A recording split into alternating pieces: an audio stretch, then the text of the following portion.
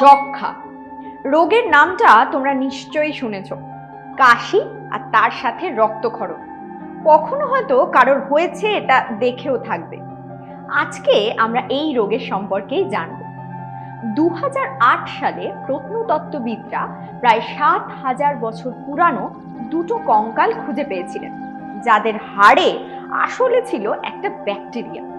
হ্যাঁ, আর এই ব্যাকটেরিয়াই আসলে আজকের যুগের ভয়ঙ্কর টিবি রোগের জন্য দায়ী। টিবি অর্থাৎ টিউবারকিউলোসিস অর্থাৎ যক্ষা। এই ব্যাকটেরিয়ার নাম মাইকোব্যাকটেরিয়াম টিউবারকিউলোসিস। আচ্ছা, এই টিবি রোগের সংক্রমণটা কি করে হয় বলো তো? প্রথমে কোনো আক্রান্ত ব্যক্তি মুখে হাত চাপা না দিয়েই ধরো হেঁচে বা কেশে ফেলে, ব্যাস সেই হাঁচি কাশি ড্রপলেটের মধ্যে দিয়ে বায়ুতে ওই ব্যাকটেরিয়া ছড়িয়ে পড়ল। সেই ব্যাকটেরিয়া তারপর সুযোগ বুঝে টুক করে অন্য কোনো সুস্থ মানুষের নিঃশ্বাস নেবার সাথে সাথে তার শ্বাসনালী দিয়ে ঢুকে গেল। বেশ ভালো কথা। এবার শ্বাসনালীতে ঢুকে শ্বাসনালীর গায়ে থাকা আবরণী কলায় প্রথমে তারা নিজেদেরকে আটকে নিল। এরপর তারা ফুসফুসকে আক্রমণ করব বলে তৈরি হয়ে পড়ল।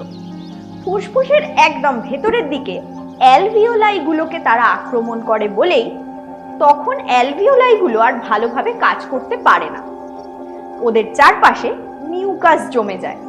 সেই মিউকাস ধীরে ধীরে শ্বাসনালীতেও জমে গিয়ে ভর্তি হয়ে যায়। ফলে সেখান থেকে শুরু হয় আমাদের বুকে ব্যথা, কাশি, কফের সাথে রক্তক্ষরণ ইত্যাদি। রাতের দিকে কষ্ট বাড়ে, প্রচণ্ড ঘাম হয়, ওজন ক্রমশ কমতে থাকে ইত্যাদি। যথাযথ সময়ে সঠিক চিকিৎসা দ্বারা যক্ষা রোগ নিরাময় করা সম্ভব। এই রোগ 2012 সালে মারণ ব্যাধিতে পরিণত হয়েছিল, কারণ গোটা বিশ্বে প্রায় 1,03,00,000 মানুষকে এই রোগ মেরে ফেলেছিল, যার মধ্যে 74,000 জন ছিল শিশু। তবে পরবর্তীকালে WHO অর্থাৎ ওয়ার্ল্ড হেলথ অর্গানাইজেশন সংস্থা ডটস বলে একটি পদ্ধতি চালু করে, যার নাম directly observed treatment short course.